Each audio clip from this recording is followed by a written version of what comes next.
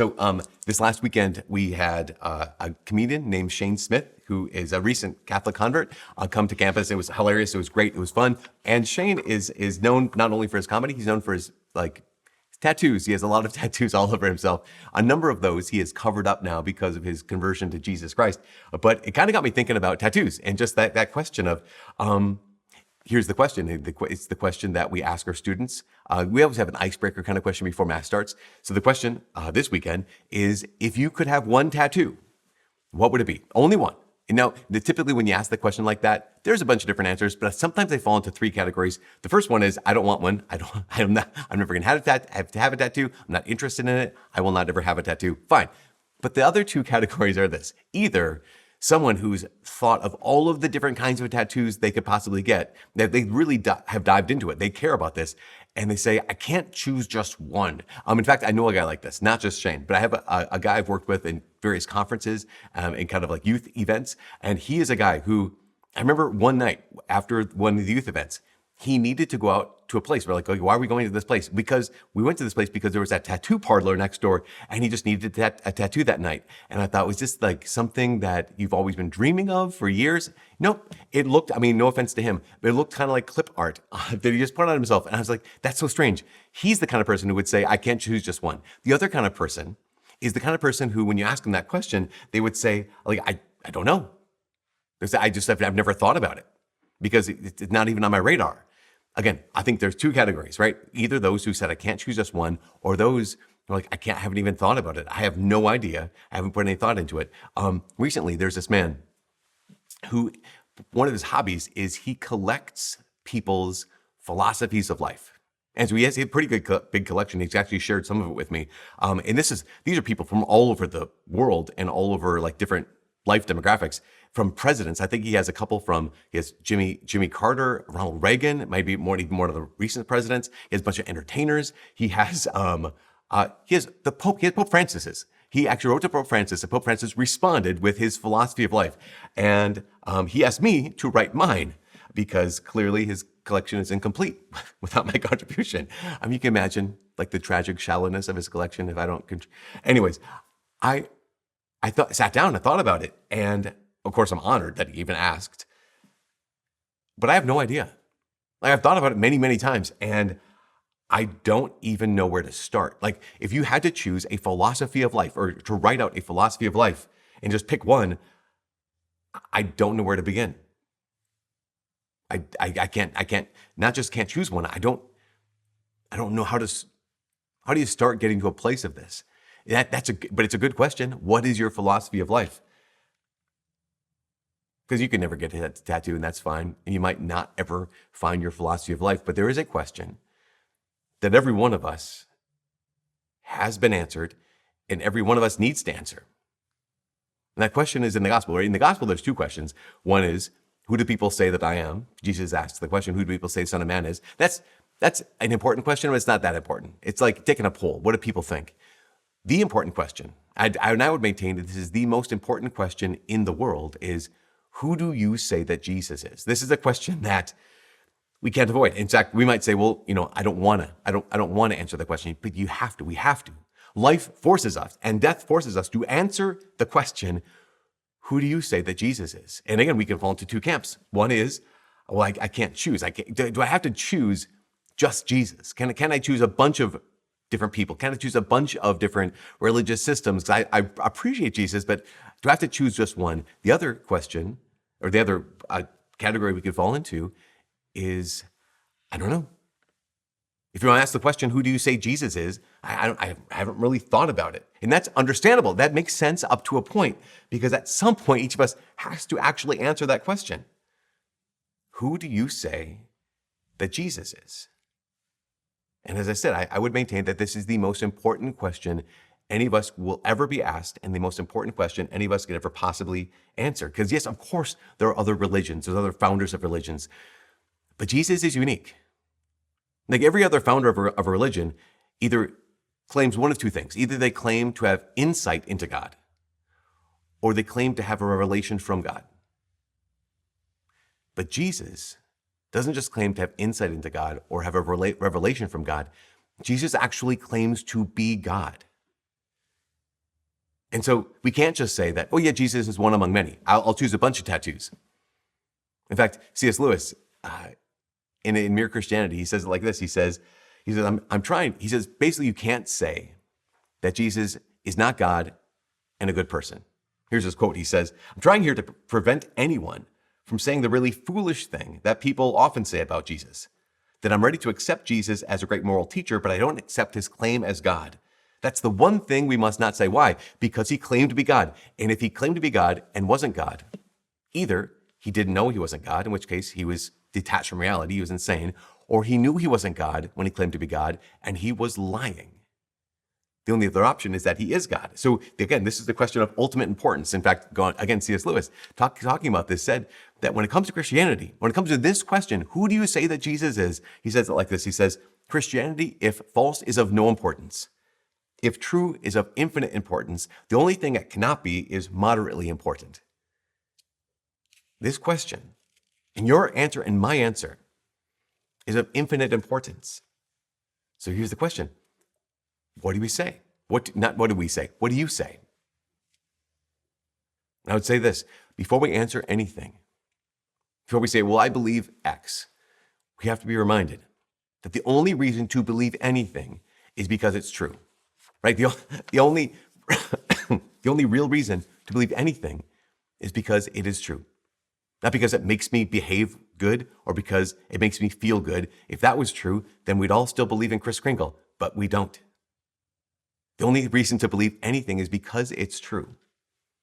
And so the only reason to believe something is true is if there's evidence. And here's the crazy thing about Jesus. There is a massive amount of evidence that points to the belief that you and I could actually say, in answer to the question, who do you say Jesus is? We could say Jesus is God. In fact, the Catholic Church, points to two sources of evidence. There's others, but two sources. One is prophecies, the other is miracles. And we have one of those prophecies today, right? The first reading today is Isaiah chapter 50. And what does Isaiah chapter 50 say? It says, I gave my back to those who beat me, my cheeks to those who plucked my beard. My face I did not hide from insults and spitting, therefore I'm not disgraced. It goes on. Chapter 50 goes into chapter 52 and 53. 52 goes on. It's remarkable. It says, many were amazed at him. So marred was his look beyond that of man. Chapter 53, he grew up like a sapling before him, and there was in him no stately bearing to make us look at him, nor appearance that would attract us to him. He was spurned and avoided by men, a man of suffering, accustomed to infirmity. Goes on. But it was our infirmities that he bore, our sufferings that he endured. But he was pierced for our offenses, crushed for our sins. Upon him was the chastisement that makes us whole. By his stripes we were healed. This is a picture of Jesus, the suffering servant. Now, this picture of Jesus as being prophesied in the book of Isaiah in the year 600 BC was so critically clear, was so exact and precise that modern theologians who were kind of like off of center, not Orthodox theologians, said, well, Isaiah must have been redacted. Isaiah must have been edited. This is too close of a description of Jesus, the suffering servant, that some Christians must have gotten a hold of these texts about the book of the prophet Isaiah and must have inserted these lines. Now, the amazing thing is in 1947, there was a big discovery in Israel. It was called the Dead Sea Scrolls. And the Dead Sea Scrolls date back to before the time of Jesus. And in the Dead Sea Scrolls, if you go to Jerusalem, you can go to a museum called the Shrine of the Book.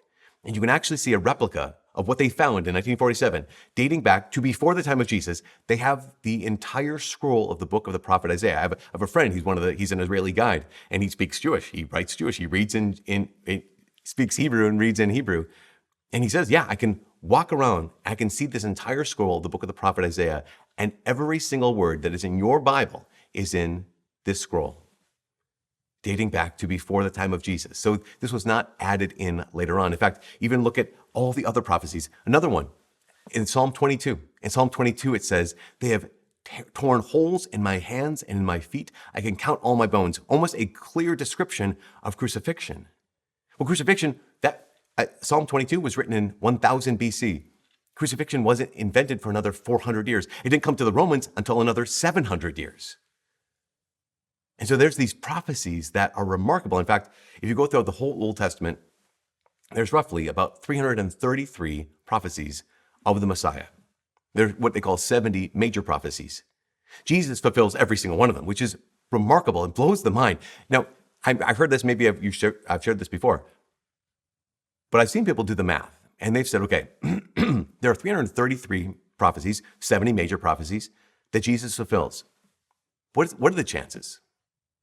What's the likelihood of one person fulfilling all 333 or even all 70? Well, some mathematicians have said, okay, what if he just fulfilled 8?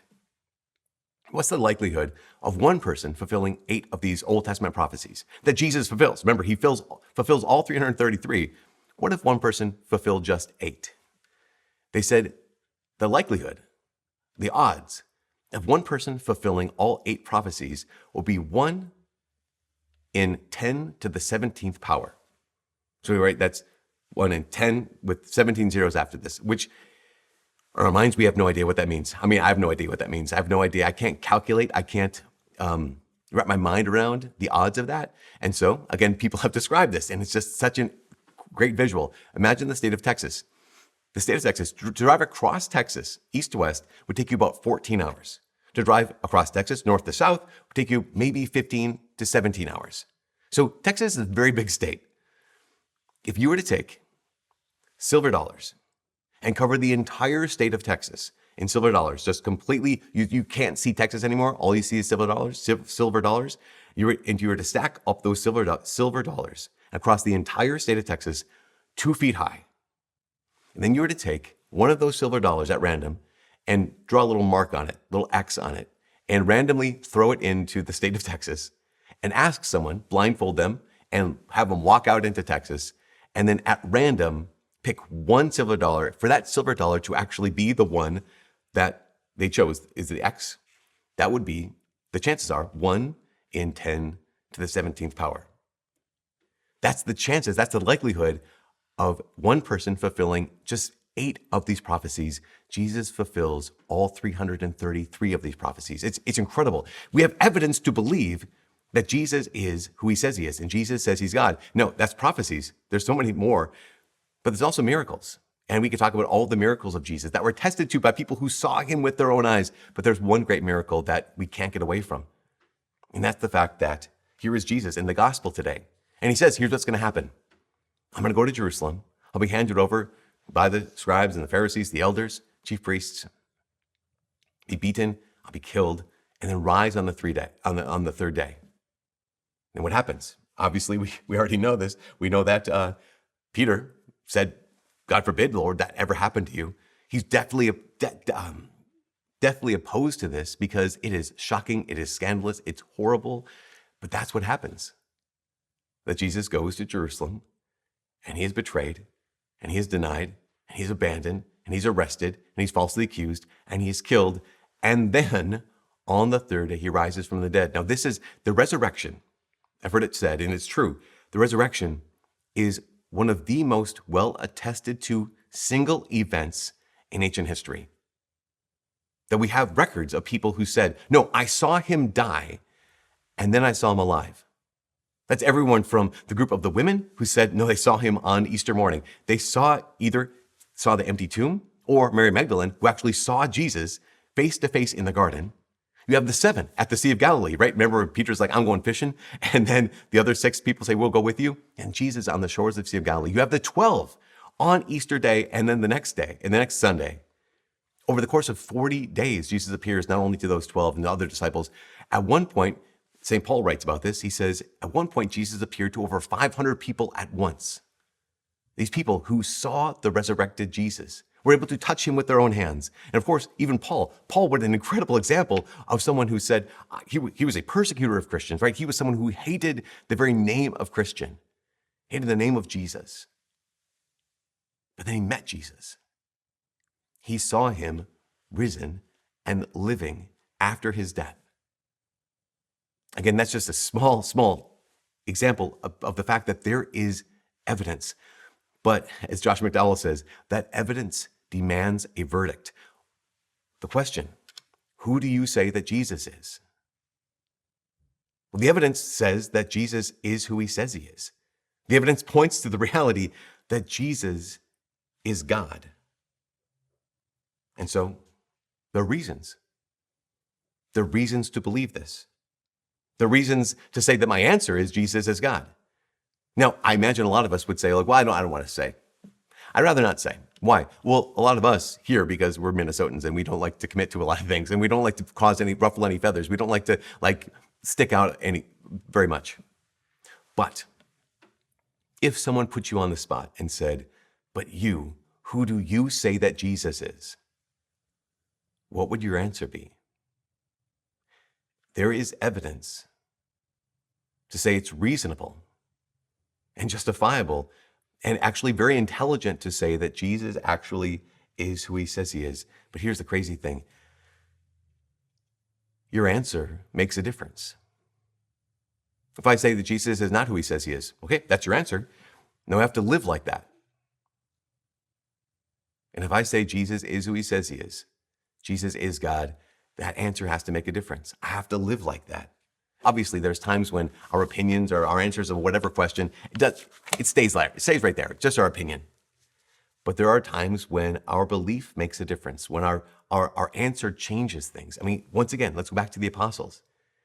Here is Peter in the scene in the gospel today, incapable of imagining a Jesus in front of him, his friend, his rabbi, being killed, but that not being the end. And what happens as Jesus is being killed, Peter runs away. He is afraid. He is timid. After Christ has died, he's broken. But then what happens?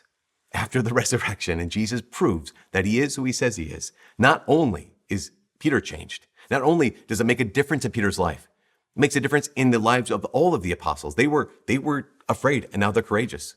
They were timid and now they're bold. They were broken and now they're restored. Every single one of them is restored. Because why? Because our answer makes a difference. Your answer, if you were to say, I believe Jesus is God, that actually makes a difference. James talks about that in the second reading today. James says, what good is it? If your answer is Jesus is God, but it doesn't make a difference in your life, what good is it if you say that Jesus is Lord? That's my answer. But you don't live like Jesus is Lord. Because we know this, right? There has to be a connection between what I say and what I do. There has to be a connection between what I believe and how I act. We all know this. We all know that Christians are accused of being hypocrites, right? We're accused of saying one thing but acting another way. We're accused of being the kind of people who are two-faced in that sense that we claim to believe something, but we don't live that out. And that makes sense. Now, there's a big difference between being a hypocrite and being weak. I mean, I think a lot of us are just weak, right? A lot of us are like, no, I really do believe Jesus is Lord. I do believe that he has a claim on my life. And sometimes in my weakness, I don't live like that. That's not the same thing as being a hypocrite. That's just being weak. Being a hypocrite is, I'll say I believe, but I'm only giving lip service to that belief. Faith, as James says, is I believe, and so I live. Faith truly is belief that makes a difference. So here's the question, does your faith make a difference? What's your answer, right? That's the question. Who do you say that I am? And the next question is, does that make a difference? I think a lot of us, we already have kind of like written off choosing Christ because, it doesn't seem reasonable, doesn't seem true. You know, G.K. Chesterton once said, he said, the Christian ideal has not been tried and found wanting. It has been found difficult and left untried. Which makes sense. And we heard the rest of the gospel today, right? Jesus didn't say that if you believe that I am Lord, you'll have an easy life. He said, if you want to be my disciple, if your answer to the question, who do you say that I am, is you are the Lord, you have a claim on my life, then what do we do? Well, we're called to do three things as disciples: to deny ourselves, to pick up our cross, and to follow after Jesus. If Jesus was trying to get as many followers as possible, he's a very bad salesman for what it is to be his disciple. He's a very bad salesman for what it is to be his friend. But he's not just trying to get as many as possible. He's trying to be as honest as possible. And so we have to be as well. Who do you say that Jesus is? What is your answer? And then to live out that answer is to do nothing less than take up our cross, deny ourselves, and follow Jesus. And that is not a recipe for unhappiness. we realize this, that this is the last thing. That when we know this and we do this, yes, it is difficult. In fact, you might even say it's impossible without grace. I would say it's impossible without grace, but it's necessary. It's not just necessary for salvation, it's necessary for happiness. And what I mean by that is, if you have an answer, and I have an answer, I know Jesus is God, and I don't live like that. That is a recipe for unhappiness.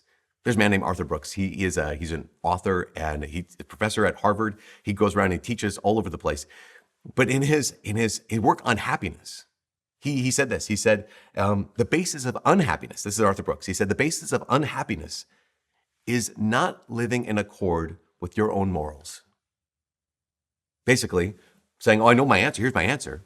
I'm not going to live like that. Here's my answer, but it doesn't make a difference in my life. He says, the basis of unhappiness is not living in accord with your morals. He says, it's so incredibly empowering when I talk to a young man or a young woman and I say, what do you think is a decent way to treat a member of the opposite sex?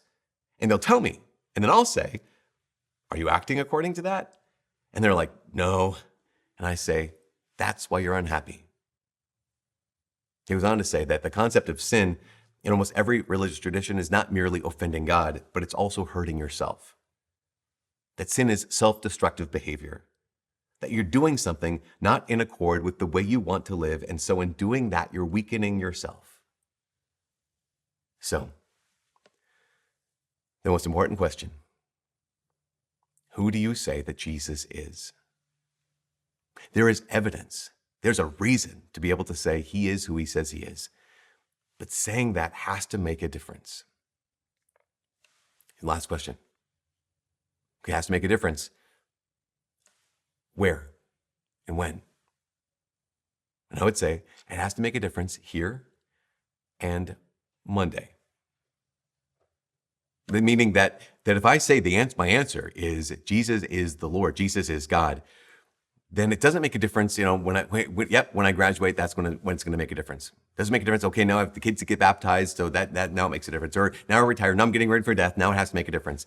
It makes a difference Monday, because that's what life is, right? Life is just a bunch of Mondays strung together.